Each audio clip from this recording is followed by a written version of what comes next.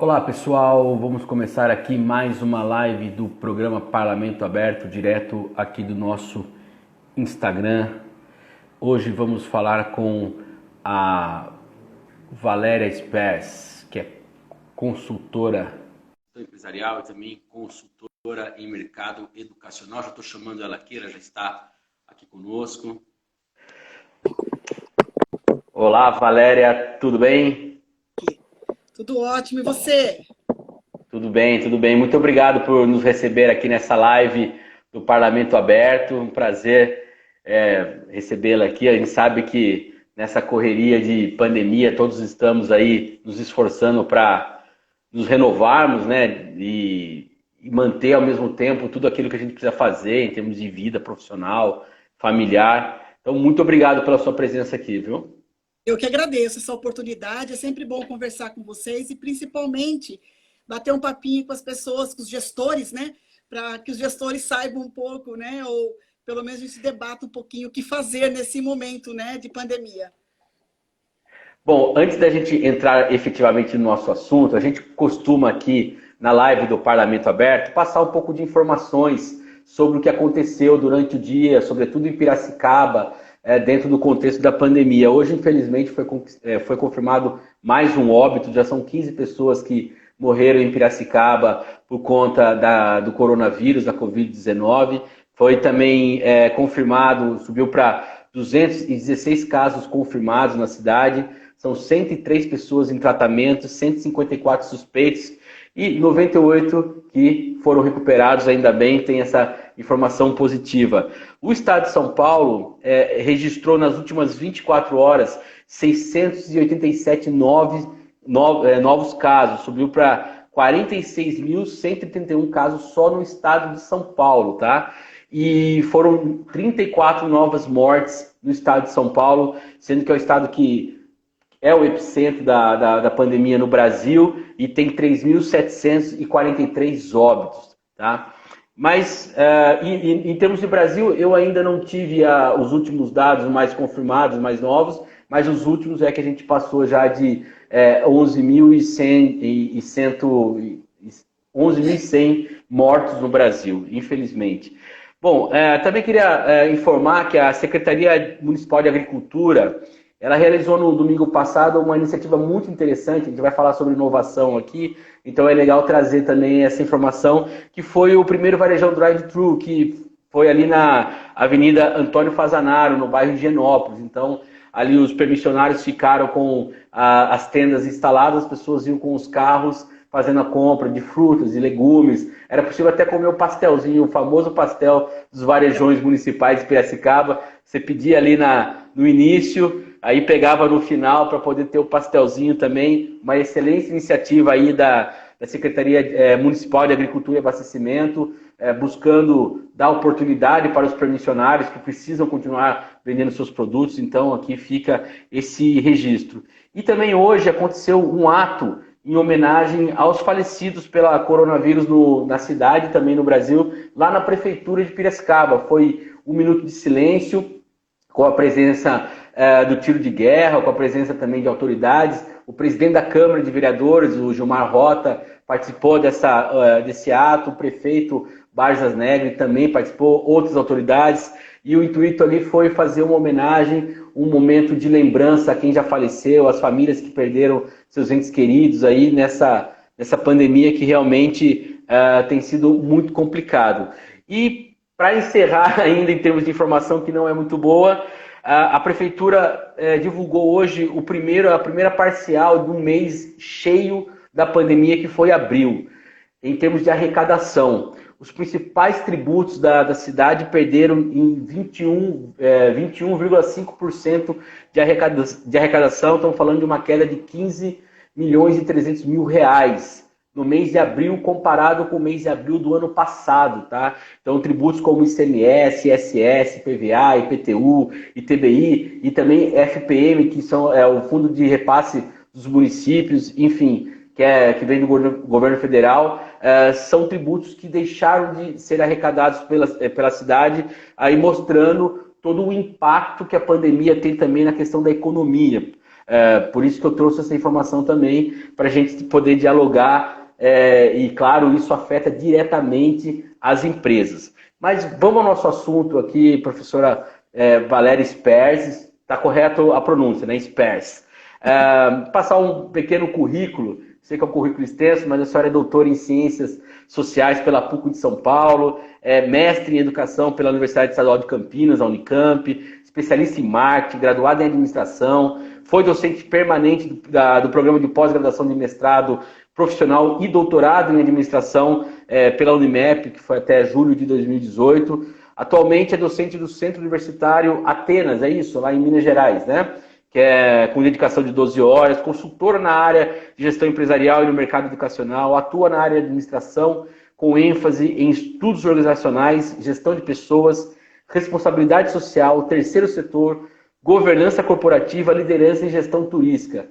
Currículo é o que não falta para a senhora, né, Valéria? Né, Eric? A idade ajuda bastante ter um currículo grande assim, viu? Como que é? Desculpa, cortou o som? Ter um currículo grande assim.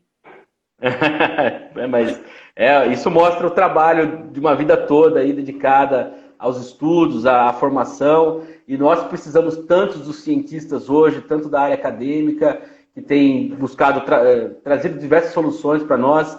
E já entrando no assunto diretamente, nesse atual cenário aí que a gente trouxe aqui um pequeno relato, né, um recorte do que está acontecendo na cidade atualmente, na opinião da senhora, qual que são as atitudes mais, diríamos assim, assertivas que uma empresa, que os gestores em geral precisam tomar nesse momento para... Lógico que não é para ganhar, é para deixar de perder menos, vamos dizer assim, né? Eu acho que o primeiro passo para o gestor está muito vinculado à análise do contexto, né? Porque para cada situação, para cada tipo de negócio, você tem uma situação diferenciada. Tem negócios que você consegue estabelecer uma relação bastante grande com a atual conjuntura. Ou seja, vamos dar um exemplo. Quais áreas tiveram muita quebra no negócio? Então, varejo, né? O varejo está sofrendo bastante, viagens, transporte, petróleo e gás, né? Construção civil, os bens duráveis. Então, nós temos alguns setores que são mais impactados do que outros setores, né?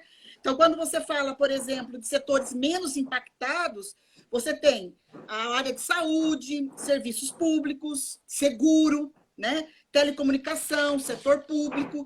Então, essas áreas, primeiro, enquanto gestor, analisar em que contexto a sua empresa está inserida, né? Essa ideia do contexto, da está muito vinculada à sua capacidade de entender os riscos, né? Quais são os riscos que envolvem o meu negócio? Bom, meu negócio está fechado. Eu tenho uma empresa de varejo, meu negócio está fechado, estou com as portas fechadas. É essencial. Bom, então, qual que é o novo em ação que eu vou fazer? Então, qual a inovação que eu vou propor? Né? Analisando esse contexto, dentro da área de varejo, que nem você deu o exemplo do varejão lá, né? Do pessoal fazer drive-thru para comprar os bens de consumo, né? De frutas, legumes, inclusive esse pastelzinho maravilhoso, né? Que a gente tem aqui em Piracicaba. Então, quais são as alternativas para a gente colocar o novo em ação, né? A inovação. Então, por exemplo, eu tenho um varejo, será que eu posso pegar aquele meu público? Eu conheço o meu público? Então, o que eu entendo, Eric, nessa ideia de análise do contexto, eu acho que as empresas agora vão precisar se conhecer mais. Aquelas que não se conhecem, que não se entendem, né? Não sabe exatamente que é o público, não tem um cadastro bem elaborado dos seus clientes, ela vai precisar um pouquinho nisso, apesar de não ser um momento muito fácil de investimento. Porque aquelas que têm um cadastro bom, que têm um bom relacionamento, ela consegue, por exemplo, fazer vendas por telefone. Né? Quantas pessoas não compraram algum presente para o Dia das Mães, ligando para a loja que ela tem contato e tem relação e pedindo para trazer uma sacola para escolher o presente da mãe? Então, depende muito dessa análise de contexto para a gente poder dimensionar qual é o risco do meu negócio, qual é o ambiente que o meu negócio está inserido e quais são os recursos que eu posso otimizar. De uma coisa eu tenho certeza, nós vamos mudar muito o tipo de negócio, né? Depois de sair dessa pandemia, porque agora a gente tem que focar na saúde, né? Eu acredito que o foco principal nesse momento é a saúde, né? Não que os negócios não sejam importantes, até porque tem muita gente aí com problemas sérios de sobrevivência, mas a gente precisa entender um pouco esse contexto e falar, bom, no meu negócio, qual que é a saída que eu tenho? E aí tem um ponto que eu acho fundamental, Eric, desculpa, parceria. Então, às vezes, você tem algum outro colega ou amigo que tem outro tipo de negócio que você pode unir o seu negócio com o dele neste momento e fazer com que você consiga ganhar dinheiro ou minimizar as perdas que você... Vamos dar um exemplo. Você é do varejo. Você tem um parceiro que é da área de transporte, né? Que é uma área que está sofrendo bastante. Qual a capacidade que você tem de estabelecer uma parceria entre você, o seu negócio, esse seu parceiro da área de transporte, que pode fazer com que você consiga fornecer o seu produto para os clientes, por exemplo. Então, essa análise de contexto, ela vai fazer com que a gente dimensione o nosso negócio e entenda um pouquinho quais os passos que eu preciso dar. E aí tem uma questão que eu acho que vai ter que ser um cuidado muito grande dos gestores, que é um cuidado financeiro. Então, ele precisa fazer um estudo financeiro do seu negócio para poder entender um pouco onde que ele pode minimizar os custos, reduzir os custos, né? E onde ele pode economizar. Né? E aí começa, Valéria, mas então hoje em dia as empresas estão demitindo. Né? Algumas empresas, já estava vendo agora, tem algumas empresas assim fazendo demissões bastante grandes. Né? Graças a Deus, ainda que não nem tanto na cidade. Bom, será que essa é a melhor alternativa? Será que depois, para você retomar, você não vai ter que recapacitar o pessoal que você recontratar, você não vai ter que capacitar? Então, às vezes, é preferível você fazer um estudo financeiro, entender um pouco como tá suas finanças e verificar a possibilidade de você cortar de outra forma, por exemplo. Né? Até porque tem a questão da responsabilidade social. Eu gosto muito de um autor que fala assim, a maior responsabilidade de uma empresa, né, é você manter os empregos, né, porque você consegue fazer girar a economia a partir dessa perspectiva. Então, a gente tem a questão do pessoal, do financeiro. Então, eu acho que esse é um elemento fundamental, essa análise de contexto, essa capacidade de união, essa capacidade de parceria, de você entender bem o seu negócio, tanto financeiramente, quanto em termos de pessoal, quanto em termos de material e capacidade, né, instalada que você tem, para que você consiga achar caminhos. Né? Então, a negociação, eu vejo muito gestor hoje com um papel importantíssimo, um dos papéis, né, importantíssimo do gestor, que é a capacidade de mediação. Né? Essa capacidade, eu vou chamar até por entre aspas, política, né? Porque ser um mediador significa você ter capacidade política. Então, essa capacidade de mediação é que o gestor hoje precisa mais do que nunca ter. Né? Mediação com seus trabalhadores, mediação com seus fornecedores, mediação com a sua produção, com o seu estoque, com o seu custo, né? Com os seus possíveis gestores, possíveis parceiros. Então, essa capacidade de mediação é o grande pulo do gato hoje para o gestor. Né? Interessante. E, dentro desse assunto, eu acho que tem duas coisas que para mim ficaram muito claras. Uma, nós estamos falando um pouco da cultura, sobretudo uma cultura numa economia como a brasileira, que ela é de muita descontinuidade, né? Você tem períodos bons, daí vem períodos muito ruins, aí períodos de melhora, depois períodos ruins de novo. Nós estamos vindo num período muito complicado em termos de macroeconomia, mas tem a cultura vamos dizer assim, da austeridade, né? Tem um problema, qual que é a primeira solução que qualquer pessoa pensa? É cortar em algum lugar. Não estamos aqui dizendo que tem que esbanjar, mas você tem que pensar um pouco fora dessa cultura da austeridade.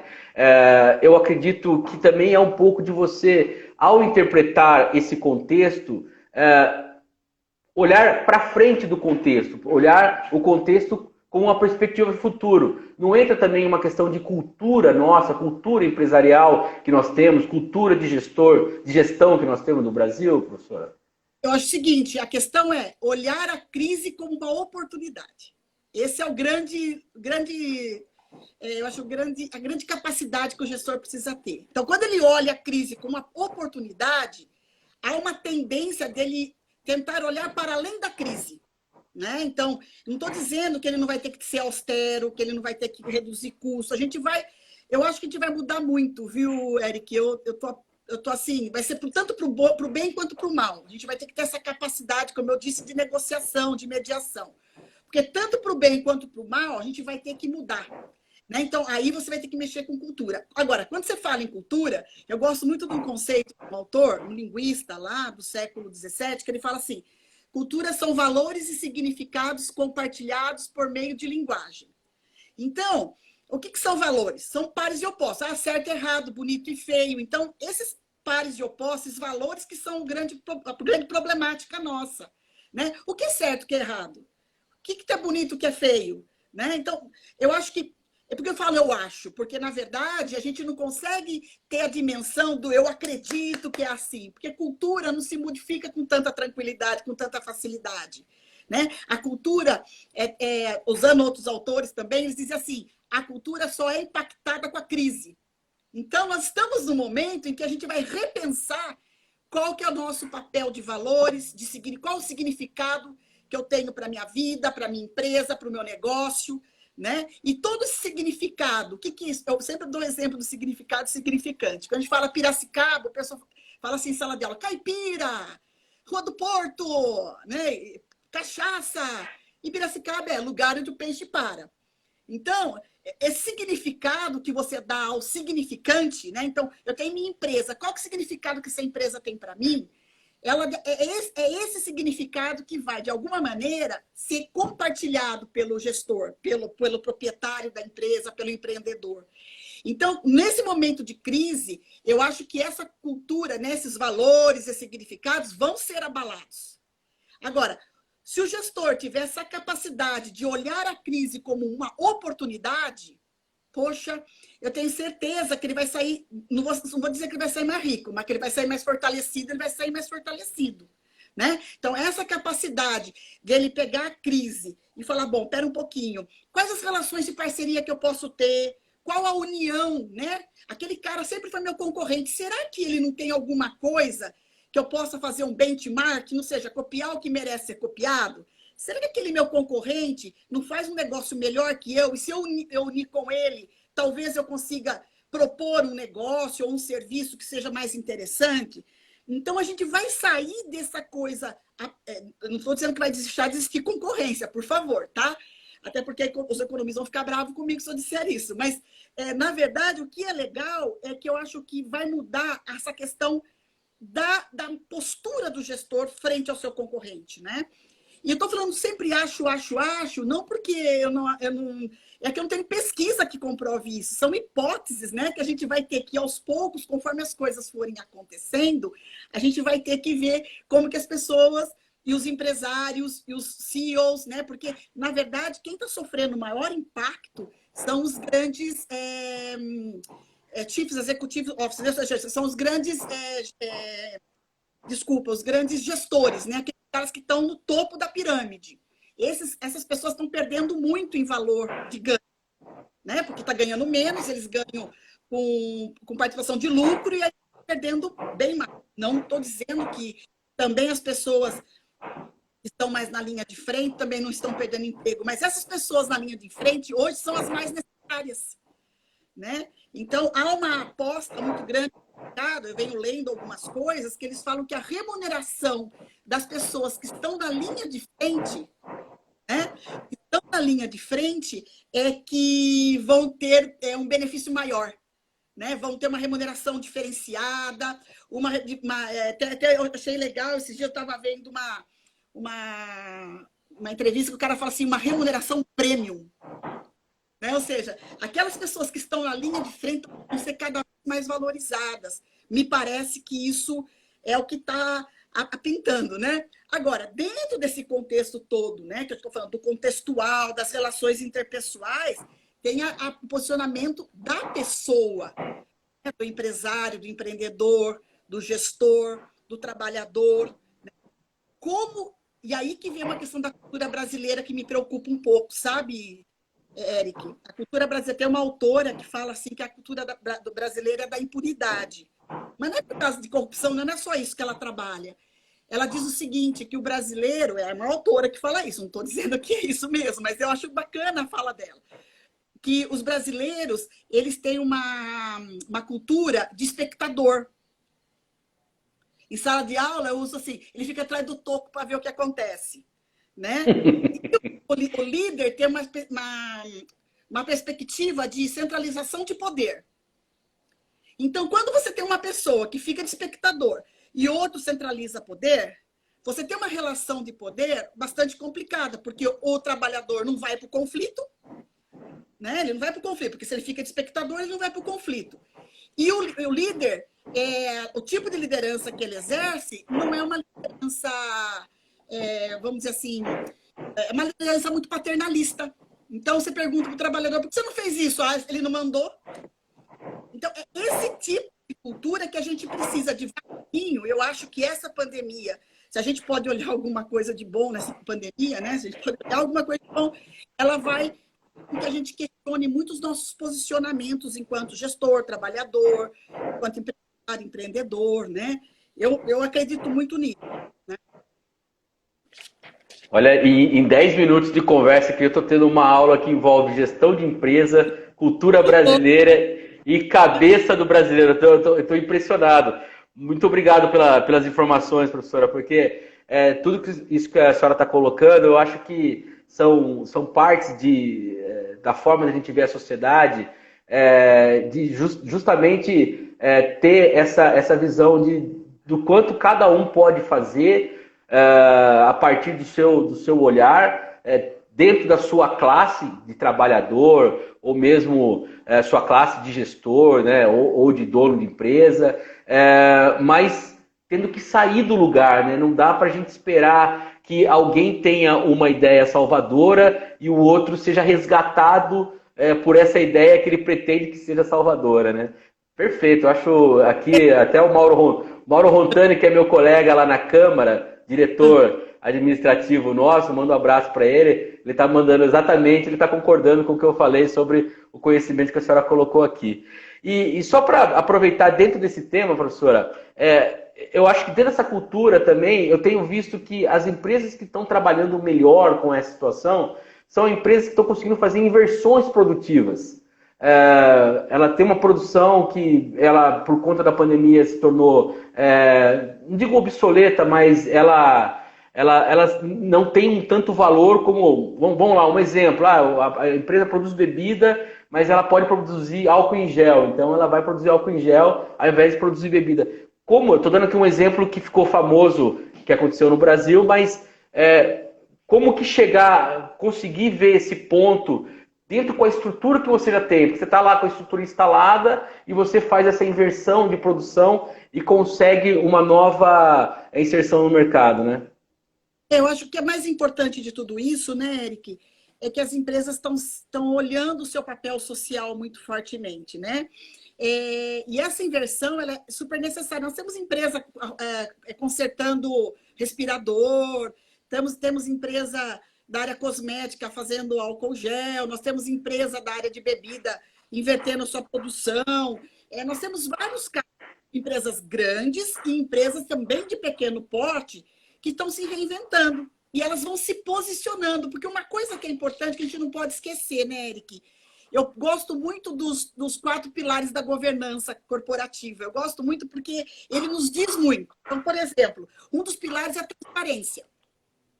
A transparência é um negócio fantástico. Por quê? Porque hoje nós estamos cada vez mais sendo obrigados a melhorar a nossa comunicação interna na organização e externa para o público. Por quê? Porque a nossa marca ela precisa de reputação. Então, a reputação da nossa marca é fundamental para perpetuar a marca.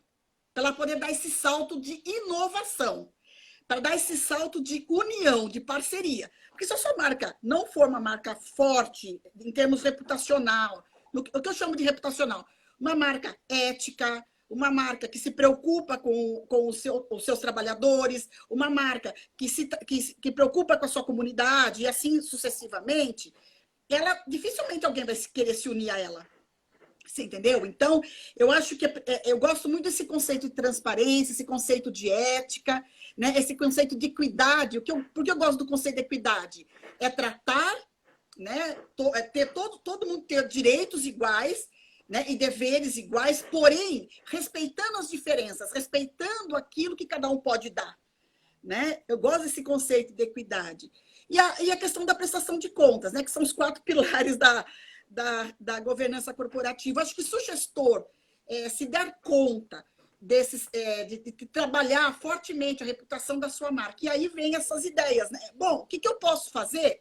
Eu não estou conseguindo produzir, bom, não estou vendendo, mas se eu me unir com alguma usina que tem o álcool, eu junto a parceria com essa usina, mais a minha capacidade de fabrico, eu fabrico álcool gel. Legal, vamos tentar unir. É isso que eu estou chamando, né, de união. E aí você tem mídia espontânea. Aí os trabalhadores que trabalham na sua empresa falam, pô, a empresa se preocupou com a pandemia. Puxa vida, eu vou me dar mais para essa empresa, né? Eu percebi isso no meu doutorado, quando eu fiz a pesquisa na empresa que eu estava trabalhando, a produtividade da empresa aumentou substancialmente. Aí eu falei, nossa, vamos ver, os caras devem ter mudado a produção, aquela coisa toda, né? Não mudou nada. Falei, bom, mas o que aconteceu então? Como que ele conseguiu aumentar a produtividade da empresa? Ele começou a ouvir seus trabalhadores. Olha, eu tenho X milhões para investir. Onde vocês acham que a gente precisa investir?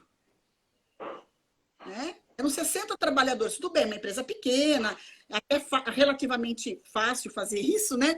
Mas ele perguntava, ele entrou num processo de integração com seus trabalhadores. E aí os caras, né, poxa, eles nos ouvem, olha que bacana, eu vou me doar mais para a empresa. Então, essa mudança de cultura que a gente está apostando, né? Que a pandemia, de alguma forma, está fazendo a gente refletir sobre algumas coisas, né, Eric? Não sei se eu respondi. Não, perfeito, perfeito. Eu acho que uma coisa que eu também eu não sou da área corporativa, eu trabalho na Câmara, sou do setor público, mas lógico que a gente acompanha. Estou fazendo um MBA em marketing agora, então estou com mais contato com isso. E de fato, você trabalhar a equipe, você saber como motivar, você envolver todo mundo dentro daquele projeto que você quer desenvolver, vale muito mais do que um maquinário novo, do que uma fachada nova, do que produto novo. Às vezes a determinação, né?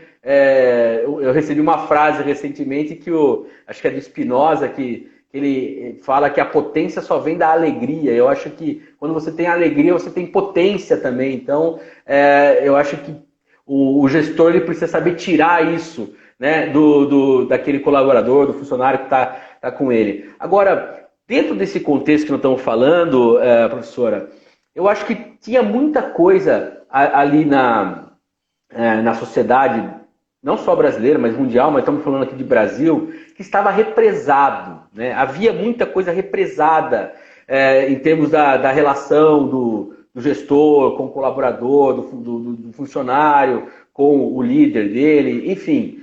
O que a senhora acha que essa pandemia ela pode desrepresar disso tudo? O que estava no ar em que você, dentro da sua experiência enquanto consultora, você via que eram coisas que não eram faladas, né? Ficava naquela coisa, eu não falo para não me comprometer, eu também não peço para não ouvir para não ficar frustrado, né? O que você acha que pode realmente essa pandemia desaguar em termos de comportamento nas corporações? Você tocou no assunto, eu acho que comportamento, né?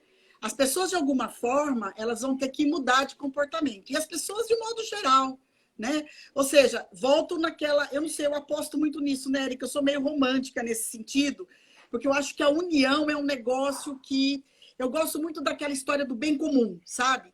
quando você tem a capacidade de fazer a leitura do bem comum, né, o que vai ser bom e que vai ajudar todo mundo que está envolvido no processo, eu gosto muito desse conceito de bem comum, né? Do cuidador, daquela história da empresa cuidadora, do líder servidor. Eu gosto de alguns conceitos que são meio esquisitos, né, para algumas pessoas, mas essa capacidade de conversar, eu acho que isso... porque numa situação de pandemia, uma coisa fica muito clara para mim, sabe? A importância de você manter relações saudáveis com as pessoas, né? Uma relação transparente, que as coisas fluam, né? Que as conversas fluam, que as pessoas... Porque, veja, você falou de motivação, né? Eu gosto muito dessa palavra porque é o motivo em ação. Então, quando você tem um motivo para colocar em ação, né? Você dá esse motivo para as pessoas e faz com que as pessoas debatam sobre ele, eu tenho quase que certeza que sai coisa muito boa, né? Agora, é claro que a gente vai ter gente boa, gente ruim, a gente tem pessoas de tudo que é tipo, né? No ambiente organizacional. Então, a gente vai ter todas as reações possíveis, mas eu acho que o comportamento das pessoas vai mudar. Vai mudar as relações de trabalho. Eu lembro quando eu fui fazer meu doutorado, que faz tempo, né? Eu sou meio velha, então ele faz tempo que fez doutorado. Eu lembro que tinha uma menina que estava trabalhando com teletrabalho, lá nos idos de 2004, Falei, nossa, a mulher tá louca, né? Imagina, teletrabalho. Desculpa, teletrabalho, essa mulher tá louca, né? Imagina, não vai existir teletrabalho. Opa, caiu aqui. Pessoal, estamos tendo um probleminha. Aqui. Acho que... Esse que eu tava... O teletrabalho está aí, né? O home office está aí. As empresas que antes não acreditavam no home office tá tendo que lidar com isso, né? Porque também ela não pode manter todo mundo junto, ela tem que fazer a separação, ela vai ter que estabelecer uma relação diferenciada. Então, essa história por exemplo, do home office é uma coisa que veio para ficar. Então, tendo home office, muda as relações de trabalho, muda comportamento, as pessoas vão ter que ser mais disciplinadas. Isso me preocupa um pouco, né? Porque o brasileiro, a gente tem aí uma questão que é muito discutida, que é a questão da disciplina, né? Tanto que o ensino à distância, um dos grandes desafios do ensino à distância é a disciplina. É a capacidade da pessoa ter todo dia aquele horário, entra, estuda, faz a tarefa, parará, né? Senão, porque eu não sei, brasileiro assim, depois eu faço, né? Daqui a pouquinho eu faço, né? Então, esse que é o meu grande, o meu não, né? Mas eu acho que tá muito... É a velha procrastinação, né? Procrastinação. Eu acho que eu posso até fazer um comentário em termos de alguém que teve que se adaptar a um home office, né? Porque como servidor lá da Câmara, a gente sempre ia na Câmara para trabalhar e sempre tinha o olhar da minha chefe, a Valéria Rodrigues, sua xará, inclusive, gente que boa. sempre... muito gente boa, com certeza. Muito competente também, igual a senhora. E então, assim, ela... Quando você está sob o olhar ali, né? Você, opa, vamos. Aí quando você vem para casa, eu confesso que a primeira semana foi meio complicada, a gente teve que se adaptar, ter que acordar, coletar no horário, ligar o computador e tudo mais. Realmente tem essa questão de cultura mesmo, do comportamento da pessoa acabar agindo só quando é observada, né? Quando ela não é observada, ela acaba não agindo. E aí, por isso que uma dos princípios da governança é a transparência, né? O que é a transparência? É alguém poder te observar e poder te avaliar enquanto aquilo que você está fazendo. Eu trabalho a transparência dentro do setor público e a gente sabe o quanto isso é importante. Agora a gente está falando de conceitos, né? Vários conceitos aqui. A senhora citou vários autores e tal, que é muito importante. Eu sou uma pessoa muito teórica também, gosto dessa... acho que nenhuma prática tem... Ela prescinde de uma teoria, qualquer prática que você vai fazer, para você poder conceituar aquilo. Mas agora, passando por uma coisa um pouco mais prática, por onde começar? Assim? Como que quando a senhora vai numa consultoria, quais são os primeiros passos? O que é necessário ser feito? Como consultora, eu vou falar um pouco como eu trabalho, tá bom? Então, a primeira coisa que eu faço, eu peço pelo menos 30 dias para conhecer as pessoas da empresa. né? Então, eu pego meu iPad, vou conversando com as pessoas. Num primeiro momento, algumas pessoas da área de chefia, depois eu vou descendo para as pessoas do operacional, porque para qualquer tipo de ação que você vai fazer, você precisa conhecer o contexto que você está inserido. Então, por isso que qual foi a primeira fala minha aqui? O empreendedor, o empresário que não entender profundamente o contexto no qual ele está inserido, e não é o contexto econômico só, né? É o contexto social, é o contexto econômico, é o contexto ambiental. Ele precisa minimamente compreender o contexto cultural e político. Então, eu gosto muito também, novamente, já que, né? Então, assim, toda vez que eu vou fazer uma consultoria, o primeiro passo que eu faço é compreender os pilares, o triple bottom line, né? Os 3 pilares da sustentabilidade. Qual que é o ambiente, qual é o ambiente econômico que essa empresa está inserida? Qual é o ambiente social? Aí eu vou entender as pessoas, vou entender os departamentos, vou compreender um pouco como aquela empresa trabalha. Financeiramente, eu vou tentar entender aquela empresa. E qual o contexto ambiental que eu tenho? Sem esquecer da capacidade política e cultural que aquela empresa tem. Então, qual que é o papel político daquela empresa? Como que é o ambiente cultural? Como que você mede o ambiente cultural? É fácil? Não, não é fácil. Mas você tem algumas pistas. Primeiro, qual pista que você tem para analisar o ambiente cultural? Eu brinco que tem um autor, Shine, que é um autor antigo pra caramba, ele fala assim, artefatos visíveis. Então, a vestimenta do pessoal, como que as salas são divididas, né? Como as pessoas se comportam. Dá para você ter pistas da cultura? Dá para ter pistas, não para ter exatamente como que é a cultura. Você tem pistas. Depois que você fez esse trabalho de analisar os artefatos visíveis, você vai trabalhar com comportamento. Quando chega um consultor, é muito legal. Você vai analisando o comportamento das pessoas, como as pessoas reagem. Então, esse tipo de comportamento é legal para você medir, né? De que maneira você vai, quem que você pode contar, quem que você vai ter um pouco mais de dificuldade, né? Então, a questão comportamental, ela é muito importante. E depois você vai se aprofundar um pouquinho mais, que é aí que é o mais complicado ainda, que é a questão eu costumo dizer que é o inconsciente, né? E muitas vezes o inconsciente das pessoas está muito centrado nas ações que ela executa. Então é bacana, porque como consultora é o que eu faço, né?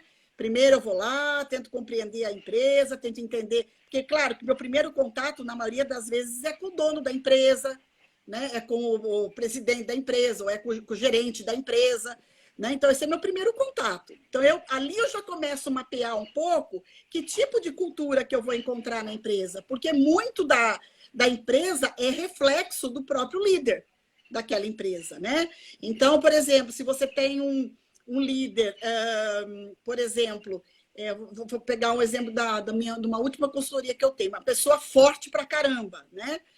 Da consultoria em Campinas, a pessoa era forte, era decidida. Você percebia que o pessoal também agia dessa forma, né?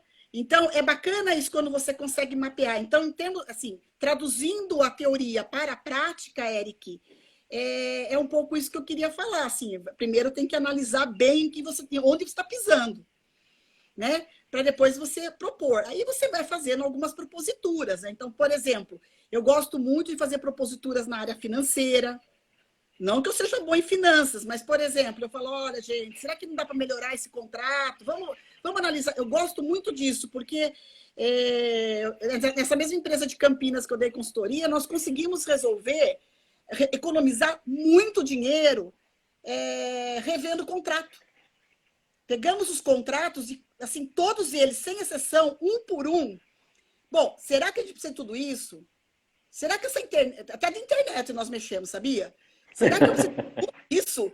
Nossa, olha, eu lembro bem que de telefonia e internet nós economizamos no ano 30 mil reais. No ano. Caramba! 30 mil reais, você fala, mixaria. Não é, não. Para a empresa, para o porte da empresa que eu estava dando consultoria, é muita grana. Então, é muito essa capacidade que você tem de entender um pouquinho. Eu acho que, quando você fala de teoria, né, eu sempre brigava com os meus alunos. Gente, pelo amor de Deus, a teoria nada mais é também do que a tradução de uma prática. Quando a pessoa escreve Sim, alguma coisa a respeito, é porque ou claro. ela ou ela pesquisou, ou ela percebeu, né? Ou ela sentiu, ou ela está propondo um método que você vai ter que, de alguma maneira, aplicar, né? Então, tanto a teoria é a tradução de uma prática, como a prática também pode ser uma efetivação de uma teoria que alguém já testou, né? Então, é bacana isso, porque se você para com essa dicotomia, teoria e prática, né? E pega aquilo que você estudou e começa a falar, bom, como que eu posso usar, por exemplo, os conceitos do Triple Bottom Line nessa empresa que eu estou aqui? Vamos lá, né? Ou seja, aspecto ambiental, social e de ambiente, né? Então, como que eu posso usar? Então, é você fazer, eu gosto muito daquilo, faça 5 porquês que você encontrará a solução, né? Por que, Eric? Mas, Eric, por que você faz assim? Não, mas não dá para fazer assado? Entendeu? 4 porquês eu acho fantástico, né? Você irrita um pouco as pessoas, pode ter certeza absoluta disso, né? Porque você fica, por quê? Por quê? Por quê? Mas como criança. Criança faz isso muito pra gente, né? Mãe, por que eu não posso fazer? Porque não pode. Você chega num ponto e fala assim, porque não pode. Pronto, né? Porque você chega Por que não? Mas a forma como a pessoa responde, a maneira como a pessoa se comporta, dá para você, enquanto consultora, fazer um pouco esse trabalho de entender a organização. Eu achei muito interessante essa explicação primeiro dessa análise visual, né, dos objetos que são aparentes, então o modo que as pessoas se vestem, o que tem sobre a mesa, como a sala está disposta, enfim. E depois você vem para o comportamento e depois a senhora colocou a questão do inconsciente. Eu queria entender um pouquinho melhor do que é esse inconsciente. É a maneira como a pessoa se comporta ou como ela reage a uma determinada situação. Então, a maneira como ela reage a uma determinada situação, Eric, é como ela... Lembra do significado que eu falei no começo da live? Qual foi o significado daquela situação para aquela pessoa? E a gente precisa ter essa capacidade de análise para a gente não ficar só criticando, você entende? A gente tem uma capacidade de crítica, a gente só critica, mas espera um pouquinho. O que significaria para essa pessoa esta mudança? Quando você faz essa pergunta, você começa a interpretar com mais tranquilidade as pessoas. Você para de criticar e tenta entender e compreender as reações das pessoas. E na maioria das vezes é para se proteger. É uma pessoa que faz tempo que está na empresa, está sofrendo pra caramba, faz um tempão. Aí vem uma consultora, estou falando do meu lugar, né? Vem uma consultora que sabe, né, tudo. E aí a pessoa fala, pera um pouco, você não sabe o quanto eu já sofri nessa empresa, né? O quanto eu já passei. Então, você precisa ter essa capacidade de interpretar as reações. Aí que o inconsciente se dá, né? Então, como que ela reage, de que maneira ela chama você para discussão, né? Ou de que maneira ela te simplesmente isola. São alguns pontos que a gente precisa ficar muito atento. Enquanto gestor, enquanto consultor, enquanto, né, pessoa que estuda o outro ser humano, né? Então, a gente estudar o outro ser humano é muito gostoso, porque você também se vê nele, né? Agora, não, desculpa. Não, tem autores que dizem assim, você é um ser desejante, você sempre se vê no desejo do outro. Então, quando você não gosta de uma pessoa muito, não gosta muito, tente entender o porquê que você não gosta. Talvez você não esteja gostando de uma coisa que você também faz, né? Talvez, né? Não estou dizendo que é verdade, né? Eu tenho a minha irmã é psicanalista e ela vira e mexe e fala alguma coisa nesse sentido também, em relação, olha, primeiro observe você para depois você tentar olhar para o outro e achar que é o outro que é o problema. Primeiro se observe para você poder entender até aquilo que você está sentindo, né? Agora, dentro desse contexto todo, dos objetos, das pessoas, do comportamento, do inconsciente, do que significa aquelas relações, como que tudo isso forma a cultura de uma empresa, né? Existe algum primeiro passo em termos de você mudar? Eu comecei a pergunta, a Valéria, que é a minha chefe, coincidentemente ela veio elaborando exatamente o que eu queria colocar, que é qual o melhor caminho para você romper com as culturas enraizadas, né? Retirar as pessoas do zona de conforto, que eu acho que é o desafio da gestão. Até aqui, a Valéria, quando chegou no nosso departamento, ela teve também esse desafio também. Eu acho que ela está colocando até por conta disso também. Mas qual seria o melhor caminho para romper com essa cultura que é enraizada? Eu digo o seguinte, Érica, a primeira coisa é ouvir, né? Eu não sei se... você pensa que é fácil ouvir? Não é fácil ouvir, não. Né? Até porque você tem que ter uma paciência, né? Você fala, nossa, como esse cara fala bobagem, né? Aquela coisa toda. Mas a primeira coisa é ter capacidade de ouvir. E vocês pensam que para mim é fácil? Não é porque eu gosto de falar, você está percebendo, né? Adoro falar. Eu brinco que professor não foi bonito para ser atriz, vai ser professor mesmo, entendeu? Mas assim, o que é mais importante, na verdade, é que você tem que ter essa capacidade de ouvir. Eu não acredito muito num rompimento de cultura radical, sabe? Eu acredito em pequenas mudanças culturais, né? Que não vai quebrar totalmente a cultura existente. Você pode deixar essa cultura um pouquinho de lado, mas quando houver algum problema, você pode, infelizmente ou felizmente, emergir aquela cultura que ficou escondida. Né? Então, não é uma questão de abafar a cultura, de esconder a cultura, é enfrentar a cultura. Né? Enfrentar os valores que pautam a empresa, enfrentar os significados que essa empresa tem com relação aos vários pontos existentes daquela organização. Então, por exemplo, qual a relação de trabalho que aquela empresa tem com os seus trabalhadores, com os seus colaboradores? Então, vamos tentar entender. Né?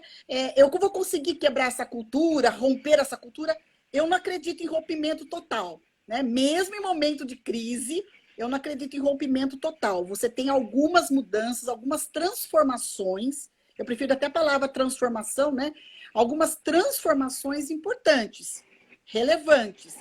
Mas não que essa cultura vai desaparecer. Até porque, mesmo matando todo mundo, ou mandando todo mundo embora e trocando todo mundo, vamos supor, numa empresa, o que não é possível, obviamente, porque você perde muito o conhecimento, a capacidade que o indivíduo tem de acumular conhecimento, do aprendizado que ele teve na sua vida na empresa, né? E a empresa perde muito em conhecimento quando ela manda todo mundo embora, quando está todo mundo novo, mesmo assim, né? Aquela cultura está latente. Eu lembro de um caso, um caso antigo, né? Que eu dava sempre esse exemplo em sala. O pessoal, uma empresa pegou, falou, olha, eu estou comprando a sua empresa, eu vou fazer o seguinte, eu vou mandar todo o pessoal da linha de produção embora. Bom, primeiro que ele gastou uma grana violenta para poder capacitar de novo. Segundo, que sempre sobra alguém que fala assim, nossa, quando era o seu fulano, dono dessa empresa, era tão diferente. Pô, então não adianta, a gente tem que saber o quê? Entrar em contato com a cultura dessa empresa, com os valores que pautam aquela empresa, ver se é possível alguns valores que estão distorcidos no momento de pandemia, por exemplo, né? Quais valores que eu posso repensar, refletir, debater. E aí que eu acredito muito nessa capacidade do gestor de chamar os seus colaboradores para debater, para discutir, para ajudar a tomar decisão, sabe? Eu acredito muito nisso.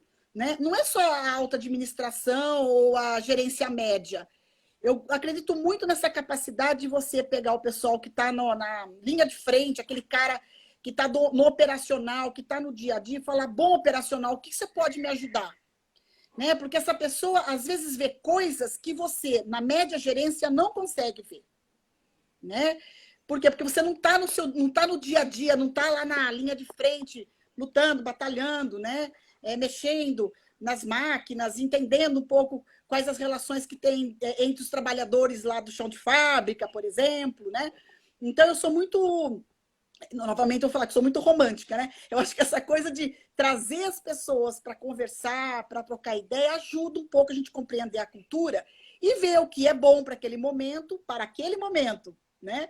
Então, naquele momento, no momento presente, e qual o reflexo que aquele momento presente vai dar para o futuro. Aí eu mudo os valores, os significados que eu tenho para aquele momento presente. E depois, talvez, no futuro, eu tenho que voltar para aquilo que eu era. Né? É nesse sentido. Agora, compreendo que, de fato, as mudanças elas são mudança muito brusca, né? O tal do cavalo de pau, né? Aquela coisa de frear e virar com tudo, tal. Isso ele é perigoso, de fato. Mas existe algum momento que ele é necessário dentro dessa mudança e como identificar esse momento, né? Porque como é uma ação de impacto, ela tem que ter, na medida da força que ela é aplicada, ela tem que ter uma transformação que seja condizente com essa força, né? Em que momento você identifica isso? Olha, se eu soubesse exatamente esse momento, eu estava milionária, viu, Érico? Na verdade, eu acredito muito assim na seguinte questão. Este momento que nós estamos vivenciando agora, neste momento de pandemia, né, de perdas de postos de trabalho, de repensar os próprios contratos de trabalho, né? Porque você sabe que a gente vai ter um impacto muito grande. Você mesmo falou que o município já está sentindo o impacto na arrecadação. Sim. As empresas estão sentindo o impacto nas vendas, né? Este momento é um momento para pensar em uma transformação, uma mudança, não digo radical, mas uma mudança que dê a capacidade da empresa de sobreviver, né? E aí não dá para você dar o cavalo de pau. Você tem que fazer a coisa de forma planejada. Esse é um outro problema. O brasileiro não gosta de planejamento, né? Mas tem que entender o que eu quero fazer, onde eu estou agora, né? Então, onde eu estou agora? Qual que é a minha situação agora? Onde eu gostaria de estar e o que eu devo fazer para estar? São 3 perguntas muito simples, né? Eu acho muito sério. Onde eu estou agora? Qual que é a minha situação agora, nesse momento?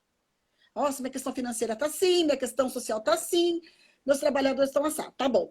Onde eu preciso estar para sobreviver? Ah, eu preciso estar assim, assado. Então, o que eu tenho que fazer para estar assim, assado? Né? Então, isso é o básico do planejamento. Agora, aí vem, novamente, né? Eu digo sempre, a análise SWOT, né? Quais meus pontos fortes, quais meus pontos fracos internamente? Então, o que eu tenho de ponto forte internamente? Ah, meu pessoal é bom. Meu pessoal é comprometido. Eu tenho uma tecnologia muito legal na minha empresa. Qual que são meus pontos fracos? Puxa vida, olha, meu ponto fraco é que financeiramente eu estou quebrado. Então, eu vou ter que achar uma forma. Tenho que ir lá no banco, negociar. Tenho que negociar com o meu fornecedor. Tenho que sentar, negociar com meus trabalhadores. Agora, qual a minha oportunidade e quais as ameaças que eu tenho? Então, aí é uma análise externa, né? Então, eu fiz a minha análise interna, qual que é a análise externa? Qual que são as oportunidades, quais as oportunidades que eu tenho? Ah, pera um pouquinho, eu tenho aquele cara lá que tem um negócio bacana que, se unido com ele, eu vou conseguir produzir um negócio diferente ou prestar um serviço diferente, sei lá. Mas qual é a ameaça que eu tenho? Bom, a ameaça é que eu não quero mudar. Eu quero ficar do jeito que eu tô. Eu estou muito tranquilo assim, né? Então, ou seja, essa análise, eu falo que é o básico do básico do básico de uma empresa. Então, essa análise é uma análise principal para o trabalho, para o gestor hoje, para o empreendedor, né? Para o proprietário de uma empresa e para nós trabalhadores, né? Porque eu sou trabalhador, então, assim, esses dias eu fui fazer minha análise SWOT, falei, ai, meu Deus do céu, o que vai acontecer? Então, a gente precisa ter um pouco essa capacidade de também se analisar enquanto trabalhador, sabe? Enquanto aquele que gera renda, aquele que precisa buscar novos caminhos, novas alternativas, né? Aí eu falei, poxa vida, Valéria, você é especialista em marketing, legal, mas você fez marketing há muito tempo, então você vai precisar voltar a estudar, porque agora o negócio é marketing digital. Então, você vai achando caminhos, né? Você vai achando caminhos, desde que você queira, obviamente, encontrar esses caminhos, né? Professora, nós estamos com 54 minutos já de entrevista aqui. Aqui no Instagram, chega 1 hora ele corta. Então, eu sempre gosto de, com uma certa antecedência, já ir para os finalmente, para não cortar a fala da nossa entrevistada, do nosso entrevistado. E, sobretudo, porque o assunto que a senhora está colocando é muito interessante. Acho que para a gente...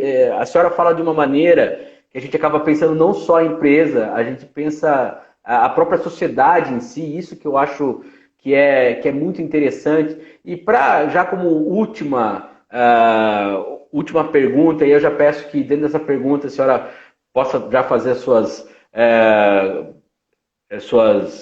fala final, que é a questão da capacitação do gestor, né? Qual que é, em que medida seria esse o momento de se capacitar também, de buscar o conhecimento? A gente, né? Eu que não sou um gestor, mas tenho feito cursos online, tenho buscado novos conhecimentos, novas formas de entender. Como que a senhora avalia esse momento para capacitação? E aproveito aqui e mando um recado que é Roger Pira, mandando aqui uma mensagem para a senhora. Minha querida grande mestra, sempre sensacionais colocações, e eu concordo com ele. Obrigada. Grande amigo, né? Foi me orientando de graduação, mas hoje é um excelente professor. Antes de qualquer coisa, eu queria agradecer todo mundo que entrou aqui na live. Eu vi muita gente conhecida aqui entrando. Né, Eric, queria agradecer muito você, foi uma oportunidade maravilhosa. Fazia tempo que eu não conversava assim sobre esses assuntos, né? Porque dentro da empresa é uma outra pegada, né?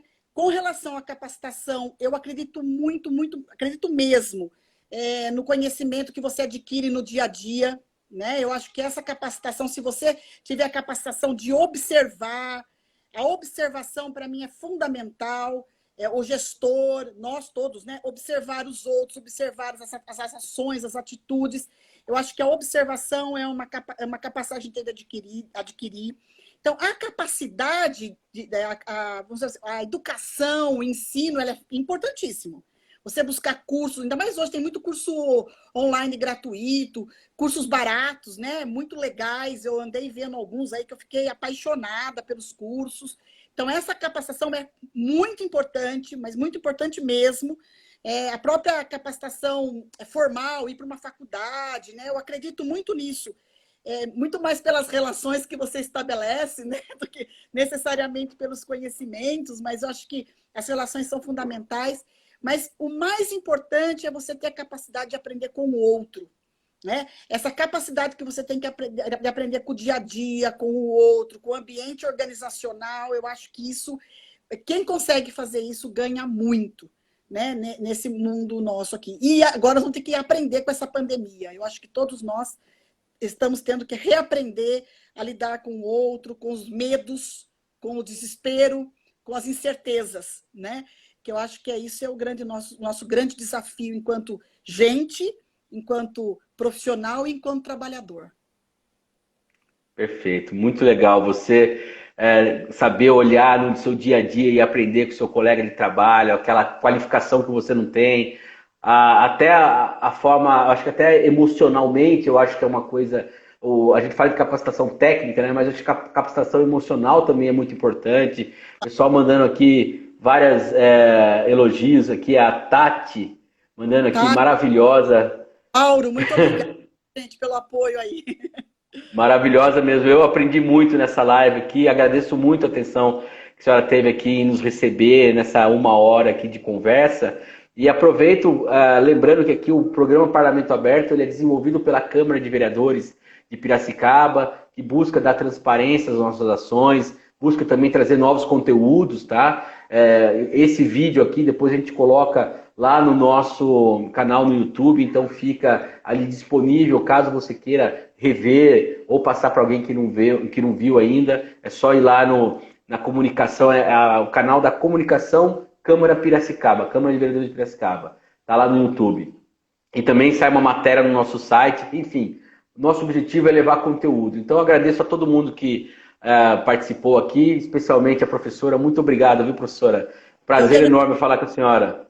Eu que agradeço, estou à disposição. Se alguém precisar de algum material, é só entrar em contato, tá? Eu estou à disposição de vocês. Eu queria mandar um beijão aí, olha, entrou agora o Fábio Nobre, que é de Mossoró, né? O Marcelo Leite, que foi um orientando. Eu queria agradecer muitas pessoas que se dispuseram a assistir a nossa live, viu, Eric? Eu agradeço muito pelas perguntas, né? Foram muito instigantes e muito estimulantes. Muito obrigada, viu? Eu que agradeço. Valeu. Até a próxima, professora. Tchau, tchau. Tchau. Até mais.